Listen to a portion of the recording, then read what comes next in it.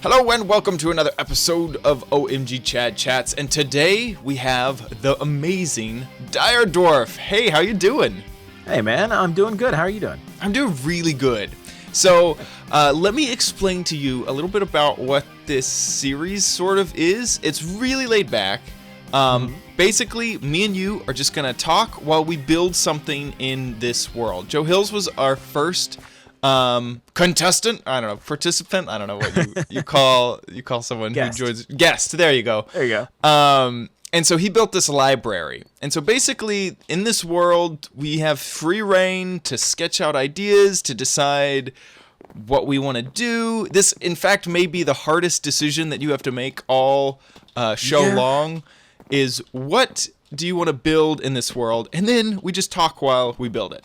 Sure. I have already decided, basically, that we're going to build the Batcave. I mean, no. Batcave. We're not going to build the Batcave. We're actually going to build something that I feel like might be a good story, at least, to tell. From my own, I guess, past and maybe how I got into this whole thing. And that is actually a bar front, or at least a bar, from Nome, Alaska, where I used to live and work. And yeah, anyway, it's just it's like one of the oldest saloons still in operation. Did you say Nome, Alaska? Like a No, not GNOME. Oh. It's a capital NOME. Nome, Alaska. Nome, Alaska. Yeah. Cool. And Where should we put this thing? that's what I was trying to figure out too. I mean, there's a library here. Do you really want to pop down a tavern? I don't know if the town elders would appreciate the. So over here, so to give you kind of an idea, I was betting that this would be like a town square eventually. Yeah. We may have to demolish the. There's a little. No, they're fine. There's a horse. There's horses in there now. Look at that. So this may go at some point, but you can't ignore it, or we could incorporate it. But basically, I think that this is going to be a town square. So I think a bar would be great to have on the town square. Yeah, well, I don't know about Times Square, but like it's actually no, to take that back. This bar was on the main street of the town. So yeah, I guess that's what we'll do. This is actually the perfect place for a bat cave under here. That's what I kind of thought about when I was thinking about it. I was like, there we go. But cool. Yeah, this place, the bar I'm thinking of, though, I don't know if I actually said it out loud. The name of it was called the Board of Trade Saloon. And I believe it was established in 1980 or something like that. 1900, I guess, is what I'm looking at right now. Yeah, 1900 is when it was established. So yeah, it used to be a place that you could like go in and trade in the gold nuggets you found off the beach and whatnot. And then they turned it into a bar? Yeah. Oh, that's cool. I think it's always been a saloon of some sort, but it just, kept going. And so I'm just assuming that, because you said it was on the main road, so I'm just kind of sketching out, like, the road continues, and it could be right off this road. I'm kind of thinking, like if there's a sidewalk type thing here, let's put this, that's 2 over. It's right down here. 2 over. That's where that area would be, is right about there. Right. So that gives me an idea, because it did have a little bit of a sidewalk here. It'd be funny if we build it above the Batcave. Yeah. Yeah, let's do that. So underneath the bar will be a Batcave. Sure. I'm thinking though. Let's see. Spruce, definitely need some spruce. This bar definitely has an old front to it. And it's funny. There's actually if we Google it, you can find it. On image search. You can't get it on Street View, though. It's something you found out. Yeah. Mainly because this town I'm talking about actually has no... Well, you can't get into this town without flying in. This is like such an insane idea. Like me being, I'm such a city kid, okay, and the idea that you couldn't does it have a hospital in this town? Yeah, it has a hospital. They actually built a brand spanking new one. Okay, that makes me feel better. Like I would be so worried that I'd be stuck in Nome, Alaska. There's a lot of times you actually have to get flown down to Anchorage, though. I mean, that happened plenty of times. Oh man! Especially if it's something big, you had to go into the main city. Oh man, that would scare me. I'd be such a wimp. So okay, how was living in Alaska? Like, what? Why were you there? What was? I was actually down there. Let's see here. Make sure this is good. Is that I think this is even, right? I think we'll have enough for yeah. I think we're good. Did we make it even or odd? 1, 2. I think we're good. All right. But I was there working at a radio station in town, and that's kind of what made me realize I wanted to do more voice type stuff for a living if I got the chance. Oh, cool. Yeah. And so, okay, what type of radio was it? College radio? Actually, no, it was a Catholic radio station. I'm not Catholic myself, but that's the radio station I was working at as a volunteer. Normally, they would have people coming in. Well, anyone, really, especially if you're in your 20s and you just graduated from college, and you're looking for, a little bit of excitement, which is exactly what I need. I need something to break from the norm. I went and picked up a book at the local entertainment superstore. Like, I think, what was it called? Oh, man, I wish I could remember the name. I've still got the book. I'll probably always keep that book. But about radio? Not even radio. It was just, Delaying the Real World, a 20-something's guide to... I was like, yeah, sounds good. Wow! I wouldn't have thought that anyone would make a like there's financial books and it's just like this is how you can avoid growing up basically. Yeah. And so did it say become a radio host or what was part of it? Yeah, part of it was literally that was like become a radio DJ at a Catholic radio station on the edge of the Arctic Circle. Whoa, wait. It got so like specific that it was like you should go it actually to Nome, Alaska. Like, say, hey, this is the website you need to go to. This is who you message. This is what happens here. Oh. Yeah. Wait, was this a pamphlet or a book that you found in a... It was a book. Weird. Yeah. That seems very specific. And so you followed it to the T and just... Pretty much, yeah. I followed the process. I picked up this book. It was 2008, I think. Yeah, 2008. I graduated from college in 2007, and had kind of been doing my own thing at that point. But I was ready to get out of the town I was living in.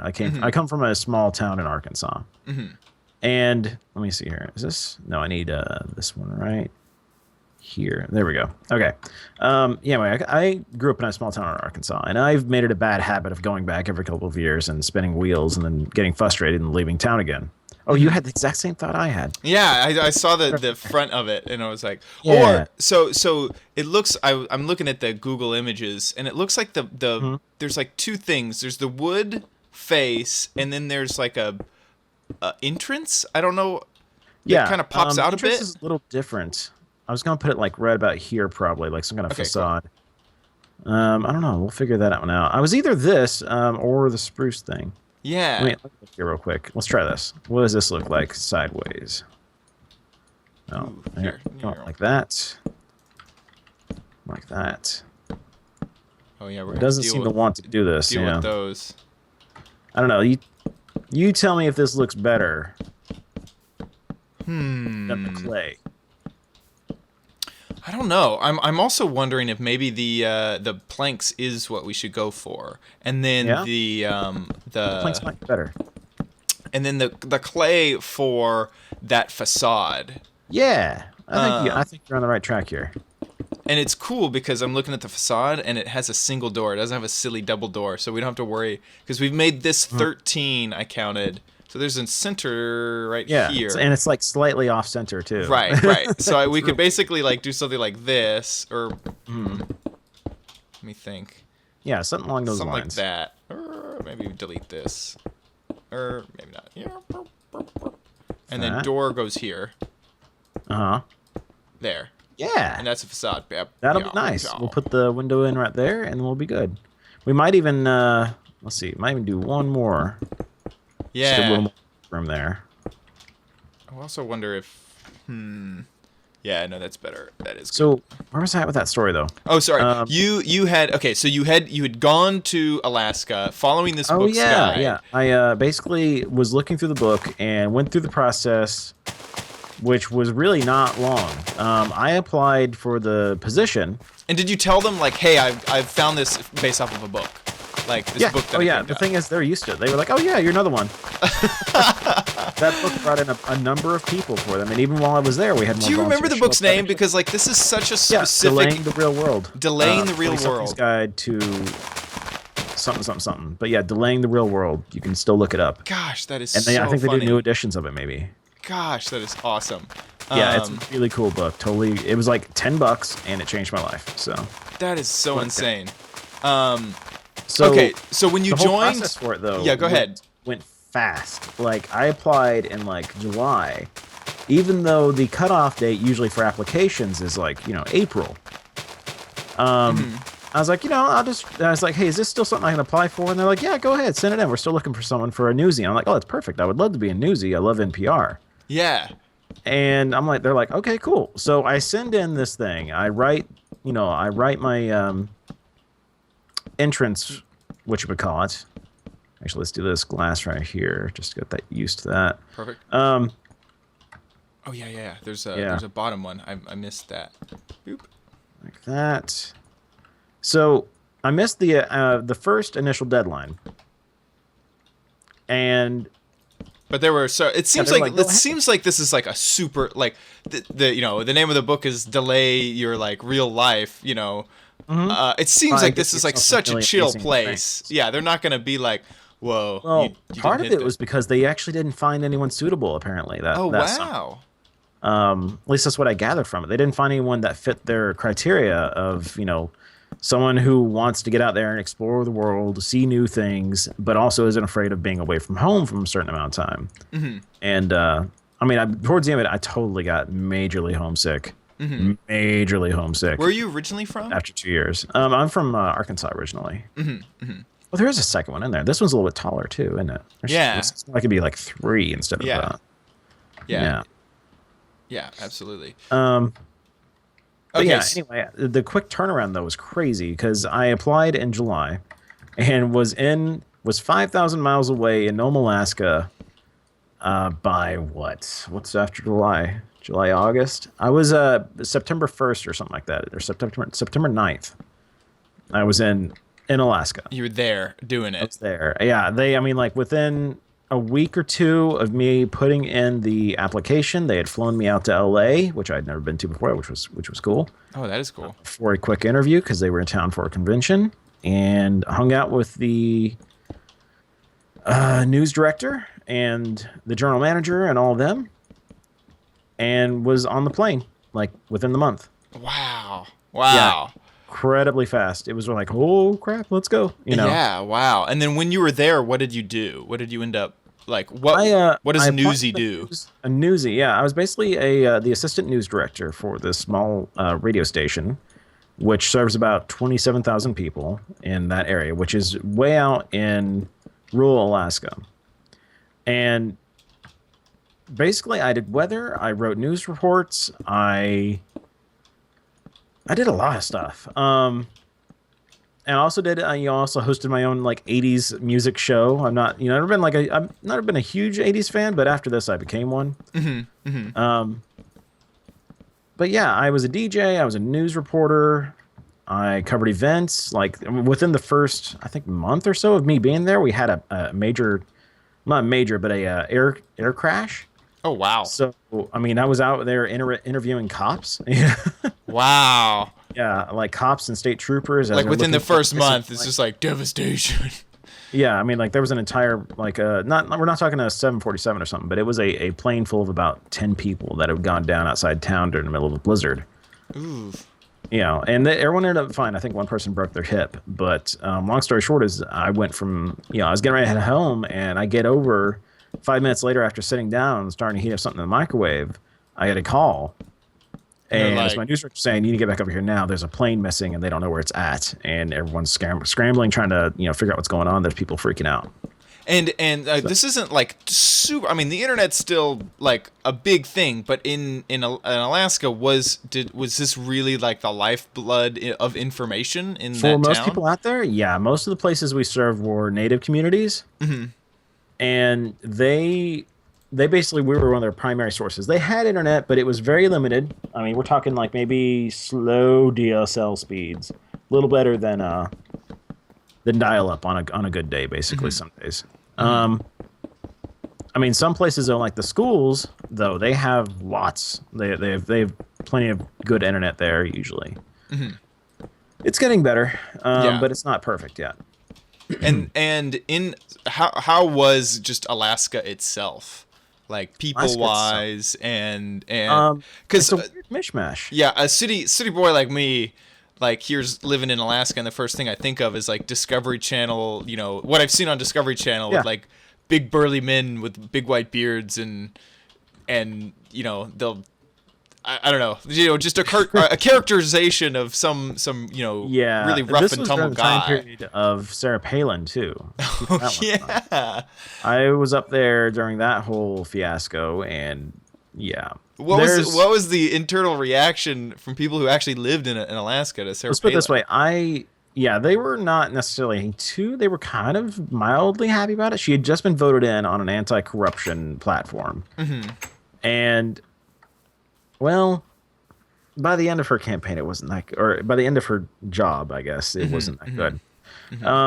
People didn't really know what to think of her. She don't most people don't realize she got put up for the VP, for the Veep, after like a year and a half in office. Yeah. She hadn't done anything yet. She hadn't really done anything. Yeah. It was like, and I think that, I remember the whole like McCain, like, look at Obama. He doesn't have enough experience, and it was like, who is Sarah Palin? Yeah, what are you even talking about? Like, this doesn't make any sense. Yeah. Wow, that's cool. Gotta remember how this inside, because I was telling you, if I was thinking about this place, that I've got to kind of recreate this place from whatever memories I still have that weren't completely killed. It is the inside of a bar. I mean, I went there only a number of times. Like, I can count on one hand how many times I actually went to this place, but it's such a storied place that I was told by someone who lived there much longer than I did that if you ever went to a bar in Alaska and you saw a bush pilot and he said, "Oh yeah, you're from here or you're from Nome, well tell me what, if you know anything about Alaska, what is the seediest, like, worst bar in this state? And if you say anything other than the BOT, the Board of Trade, then you're a liar." Yeah. And they would know you were. So, I mean, I've heard plenty of stories about this place, but this is one of those places in the world that I feel like needs to be kind of, I've always kind of. Well, it's a great addition to the town. I mean, really, you need one of those in any, small town or. Yeah. Well, they've got a number of them there. Yeah. It's a town of like 3,000 people, and they've got like 8 bars. Wow. So when doing news stuff. What was there any of the news stories that like struck you that you remember to this day that either changed you or let's see, you will never forget, or was it all sort of normal everyday stuff? Man, I actually got to stop and think about that one. The plane crash one was one that first kind of helped me cut my teeth on it. I would say covering the Iditarod race. Oh wow, yeah, that's huge. Yeah, being at the finish line for that, and actually getting to talk to one of the dog mushers that I actually wanted to talk to was fantastic. I've just realized you have this place set to permanent daytime. That's awesome. I do. I got tired. It's so much easier. With the day that I learned how to do Minecraft game rules, I was a happier man. And so I do like game rule, daylight cycle false, game rule, mob spawning false. So it's like it's a server that's set to peaceful so that we can like bring in mobs if we want, but we're not going to get any more than the ones that are already around. And it's cool, dude. Yeah. This floor is going to look real nice because all right, let me just fill it out in my mind. Yeah, what's the backstory of this place? Like seedy place. Can you remember any in my own personal stories? Really, there's not that many. Mainly just it would always be the end. You never start the night at the BOT as the story, or is the way you say it, but you sometimes end there. You end up there at some point. Based off of my Google searches of it, it looked like there was like fire eating and like Oh yeah, there's always this is like the one of the big places to go to if there's anything going on in town. I feel bad having to break down a little bit more of this hill, and I'll be real happy. Working in the news industry, did you have a contract? I was contracted out for about 2 years or so, and I ended up getting that contract cut a little short by about I think 3 months or so because I was just desperately homesick because I hadn't been after the first year.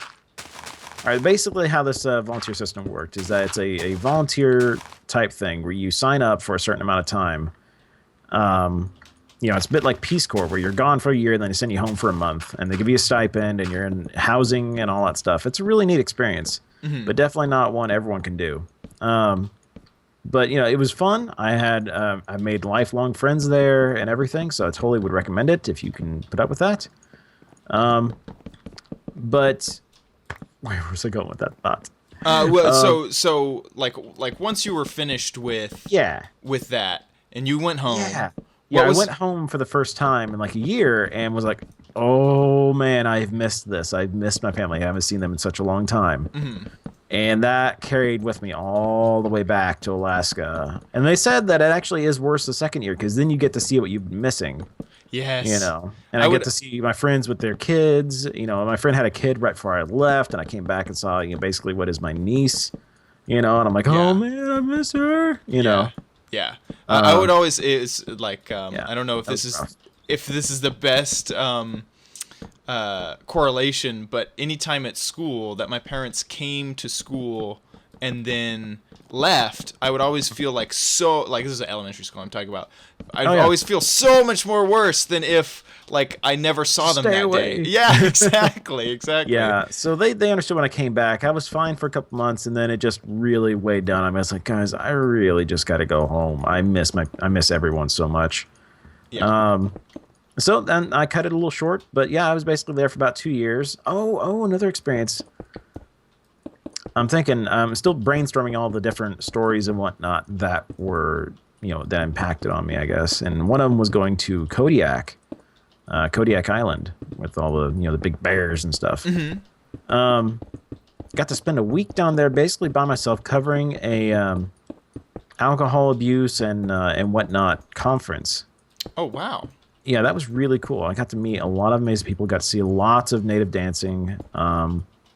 Basically everything I did there was really awesome. Even some of the lamer stuff, I guess you could say, like covering city council meetings, school board meetings, that kind of thing, which was my gig. Yeah. Even that had its own special place, Yeah. Yeah. Because I learned a lot of how to deal with bureaucracy. Yeah. And making contacts. Like, I had always had a pretty good head for networking and talking to people and, meeting up with people and getting their attention, I guess. But this job really helped me develop those skills more. And I don't know. Do you use those skills now, do you think?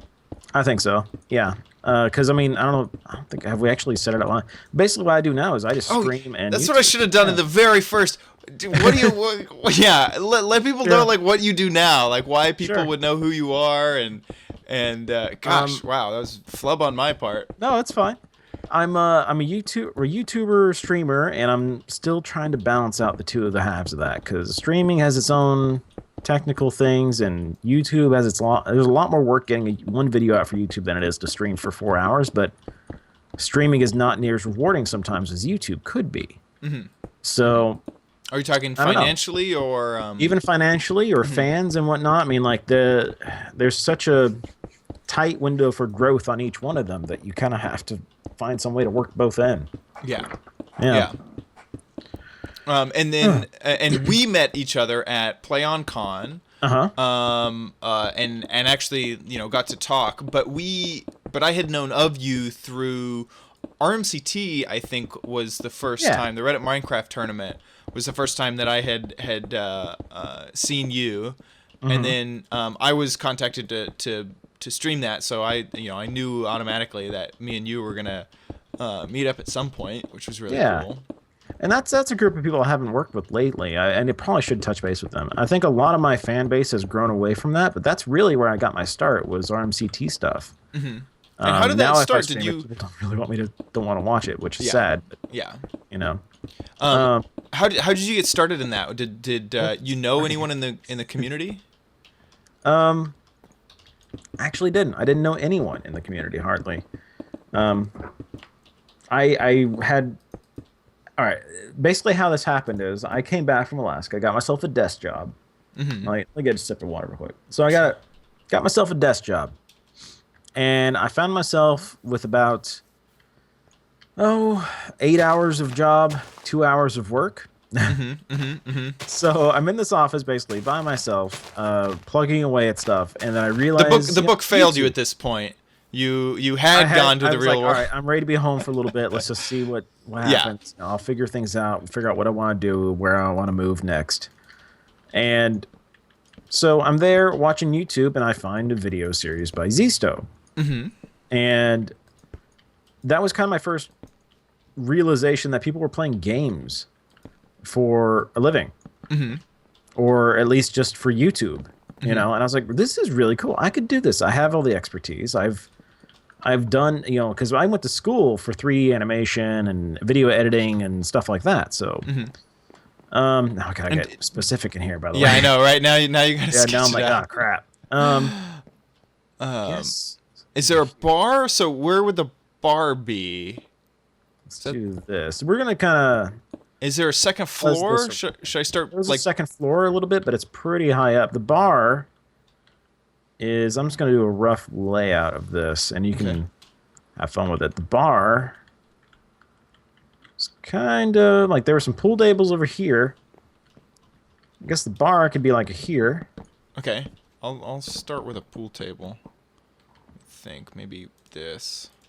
We'll just say the bar's like this. This actual in reality is not a very accurate inside, but it is more or less an idea of what it is. There's the bar over here. There's a dance floor, like here-ish. And we'll just make this whole side over here. But there was another wall here, and we're just gonna. I think that there was like a Because this is like, a storefront over here, actually. This looked like a stage or something over here. Yeah. And then a dance floor over here. Okay. Yeah. Okay, I'm gonna work on the pool table and bar area. Yeah. Okay, and I didn't even ask you about school. You went to school for gaming and For computer animation, just animation in general is basically what I specialized in, and yeah, that's what I focused on was animation. I'm not necessarily using animation right now, but I am using the skills like video editing and whatnot. At least with YouTube stuff. And was that college? That was college. Yeah, Cool. that was actually went to Full Sail in Florida. Oh yeah. Full Sail Real World University, which makes I know them. That tagline now makes me think, wow, yeah. Yeah, was that a good experience? It was medium? good. I'm glad I went, but also I wish I'd known a little bit more about finances when I went there too. So, you know. Was that student loans? Student loans, yay, yeah.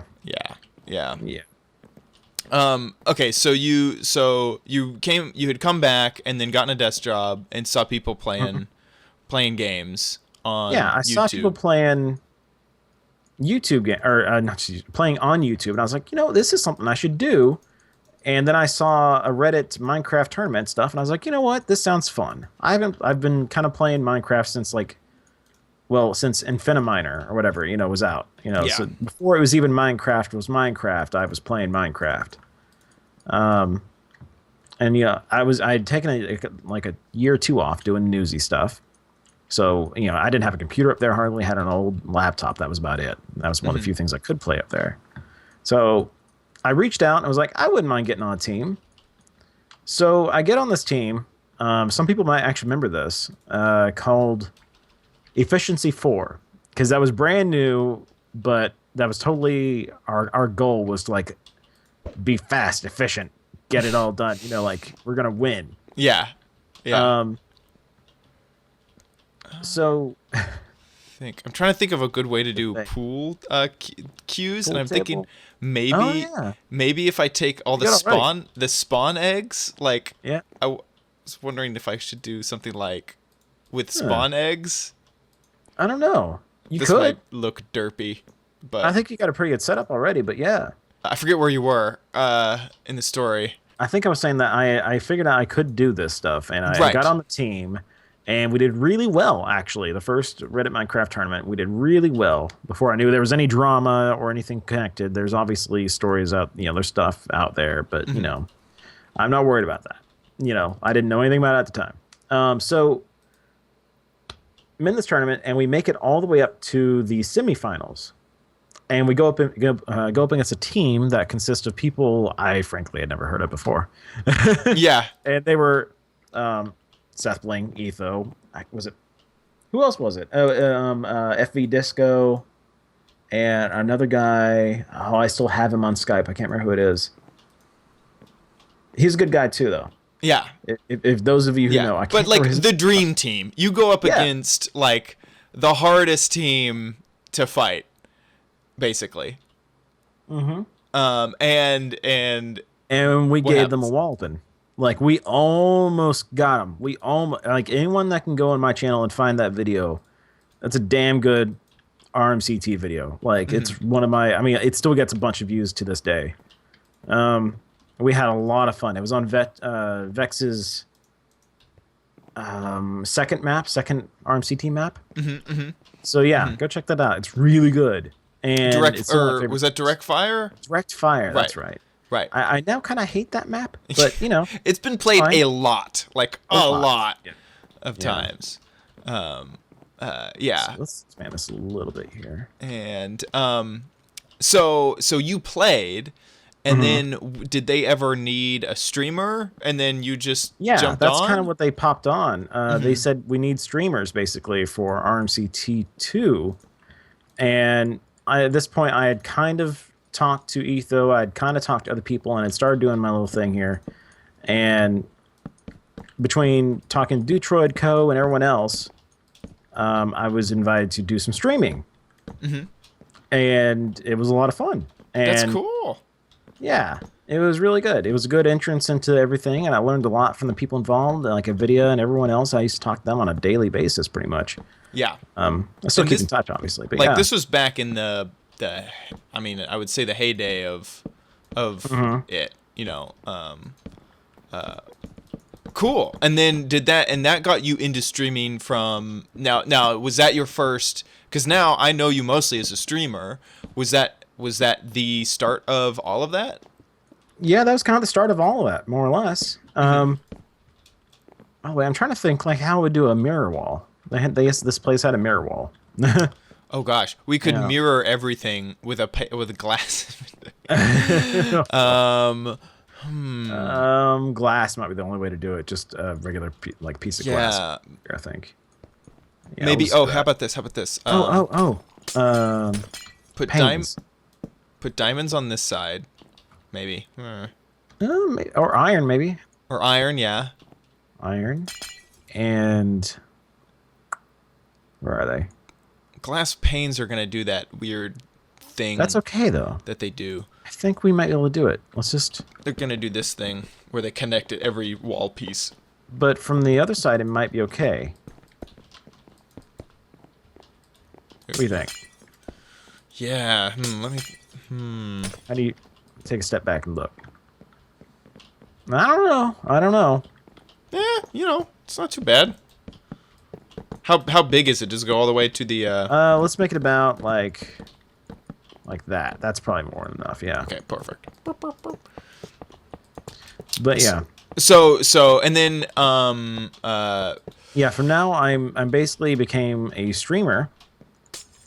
Oh wait, I guess we will put that one there. And that's what I've been doing for a long time now. I'm actually approaching the first year anniversary, I guess, of doing it. I was a streamer and was just doing it for fun for a while, which I mean, I still obviously still do it for fun. I mean, that's not the right word for it. But I wasn't trying to make a living or anything else like that. I was just doing it, I was going to do it, and I'll always do it. Even if I suddenly stop being able to make a living, I'll still always be a streamer. But it was November last year. I had raised money basically to move to Philadelphia, just to get out of the state I was in back in Arkansas. Again, spinning wheels. Yeah. I was like, I need out of this town, get me out of here. So I moved to Philadelphia, and looked for a job. I was still streaming like every day, still streaming like every single day. Yeah. I mean, I think I remember really... those days when you were just like, I'm moving and still streaming. Yeah, I'm still moving and streaming. I'm really, I'm doing that right now too. I'm getting ready to move again. So I was looking for a job though, and I found this job at a bakery down the road. Like literally, like probably the best case scenario for someone just looking for any kind of job was at a bakery, working the front end and a little bit of the back end for, kind of under the table. Yeah. For a place that was like 4 minutes walk away from my front door. So it's a really good cool. deal. Yeah, it was pretty cool. That is neat. But the problem is it was retail work, and I was like, oh my goodness, I'm 27 or 28, and they're treating me like some 16-year-old that's just, desperate for a job. Yeah. And I was like, this is not working. I need to figure out what I'm going to do. And a couple of my friends were like, just try to make streaming your thing. Yeah. That's so cool. I did. And it worked. And here I am. And it's just been growing and growing. I mean, it would never really hit crazy levels, I guess, streaming wise. Yeah. We've gotten up well into the triple digits numerous times. Like 200 is not really unheard of. It happens from time to time in my stream. We never really made it to 400 yet to get partnered or anything. But, over time. Yeah. And I've loved the way that you've decided to sort of support yourself in this with what you have with it, which is DireDwarf. Yeah, let's DireDwarf basically. Explain what that is to people who don't know. Let's DireDwarf is basically what could be like a 24 or maybe more hour marathon each Friday that I do. That I just realized I just need to point this out because this is ridiculous. I was gonna put this here for like a tap, a beer tap, but it has to be pointing the other way. Nice. Oops. Okay, so let's DireDwarf is what I do on Fridays, and that's how I basically earn a living. People donate a certain amount per hour, and I stream longer. I usually throw on an hour and a half or so starting out, depending on what day it is, and people will typically tap it out. They'll make me go usually the full, if not 16 to 24 hours. And I don't know, it's pretty cool. Yeah, what's the longest you have streamed for? 36 hours. 36 hours. 36 hours, yes. And at the end of that, what's the kind general of like afterwards? Yeah. Even after a 24-hour one, I'm doing pretty good at 24 hours actually. Not too bad. By the way, I need to make let's see here. Item frames. This is an ivory shop of all things. And the only way I know how to do that is bones and bone meal and stuff. I think it'll work. An ivory, so it sells like ivory pipes and stuff? Like walrus bone, walrus tusk, that type of thing, yeah. Wow. And then what's the second, does the second floor reach all the way across? I was going to do that, but I really don't know. I guess so. We could do that. I don't really know what to put up there. Yeah, me neither. I never went up there. Yeah. So we could leave it open if we want. This is a pretty nice bar right now. I'll work on the stage over here. So with Let's DireDwarf, that's sort of how you've financed going forward. Yeah. What's the next sort of goals for you? The next goal for me is getting partnered on Twitch sometime over this next year and getting a good amount of people onto my YouTube channel. Those either one of those being met to a certain degree would be much less stress on my end, I guess. Yeah. I don't have as much stress. Like when I first started doing this, the Let's DireDwarf thing, I was so stressed out each month it took about 4 months for me to get used to doing it that way, earning a living that way. Because I literally did not know if I was going to be able to pay rent until almost it was rent time. What was your strategy for starting? Was it like, know that I can, like, did you know, I guess is my question, that you were going to be able to do the to do streaming as a business, or did you just jump in and go, you know what, there's nothing to fall back on, so if it doesn't work, like, it doesn't work? If it doesn't work, there was one place down the road I knew I could get a job at. It was a call center, and I was like, I don't want to work for a call center if I can help, you know.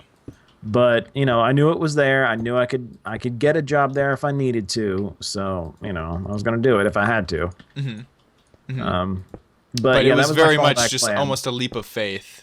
Yeah, it was really pretty much, yeah, a leap of faith, I guess. Wow. Yeah, it was just like, I really hope this works. Yeah, yeah, that takes a lot of guts. I had enough savings, just enough, basically, where I could do it for about a month and just see how it all turned out.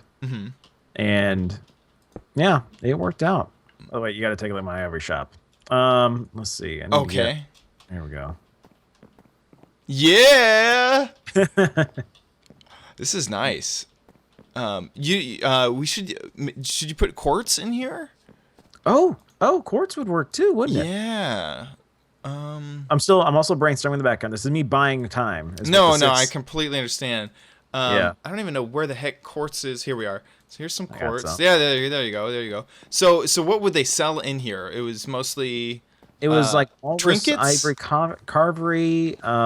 Usually, there was a bunch of stores like these, and usually you could buy off of the native Alaskans that were there too, the Nupiat and the Nupik people there, which were the corporate landowners, I believe, of the area. There's probably one or two more, but Alaska's set up in a weird, like, I don't understand how Alaska's system works. Like, I know that still a lot of the state is government owned, and there's still, like, I've heard. Yeah, and there's native be... corporations, and native corporations are probably how we should have done things for the Native Americans in continental America. But we didn't. Yeah, obviously. Because what they're able to do is they're basically given a land and said, make a company, basically, and what you get off this land is your profit, and that's your entitlement. Since the government owns the state, you have your business now, and I'm probably doing a bad job of explaining all of that, but that's just basically how it was.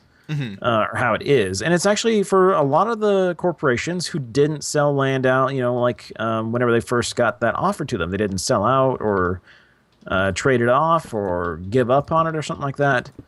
It's really good. It's been really profitable for some of them, like the... and do they have to pay taxes on it? Like, there are taxes. I don't know exactly. Get the land? Okay.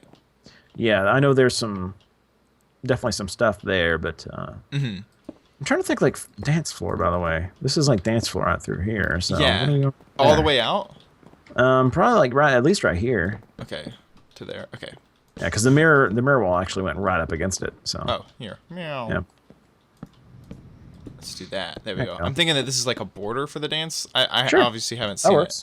Yeah, this is not anywhere near what it actually is on the inside right now, but it's an idea of it. Yeah. It's obviously a bar. Yeah. Didn't you have a different Minecraft username? I did.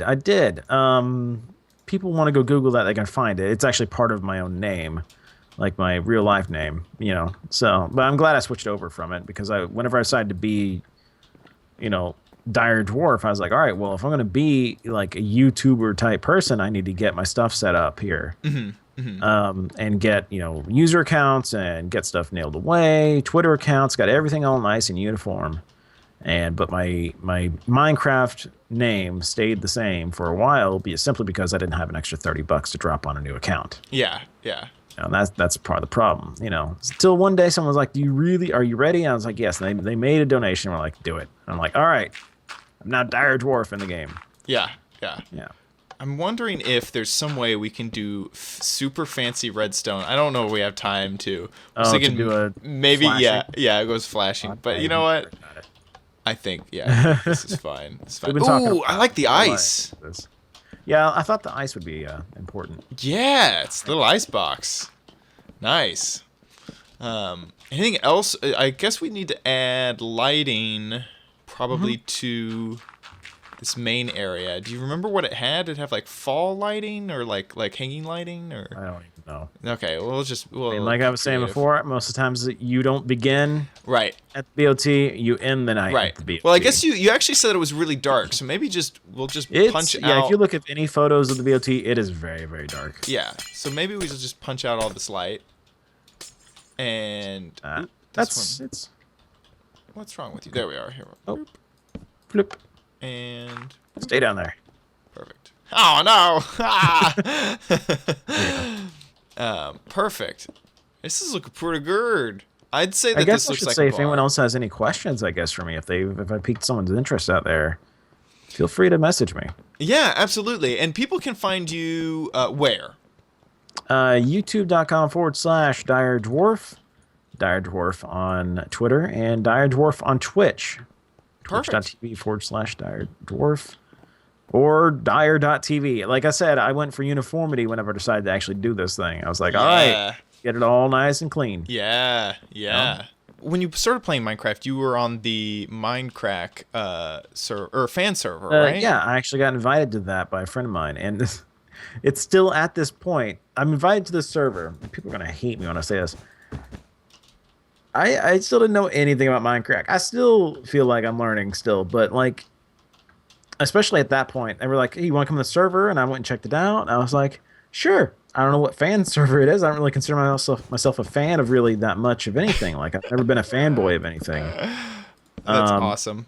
But I was like, yeah, sure. This seems like a really cool one. I want more people to play with that, are wanting to do the same things I'm doing, which is grow. So that's where I went, and it went well. I made a lot of friends there. I still have some really good friends from there. That looks good though. It needs a sign on it though. I know. You know what it needs? Yeah. So let's put the Board of Trade in the middle, and then maybe Board of Trade Saloon, with just one sign right there, and then we also need who it was made by. So we can put that. Either next to it or in front or hidden around on the side or anywhere. And it says on the front since 1900. 1900. If you want to put that on the very... Oh, no, that was on the top sign here. Look at this one. There you go. Perfect. There we go. There you go. I'd say this is a great looking saloon. People come in. They got their little ivory shop over on the corner. They got a place to play some pool with a cue ball, some sticks, and some whatever more ball, whatever they call them, pool balls. Pool balls. I like it. A nice tap, nice got tons of taps over here. Ice chest. You get your jig on the dance floor.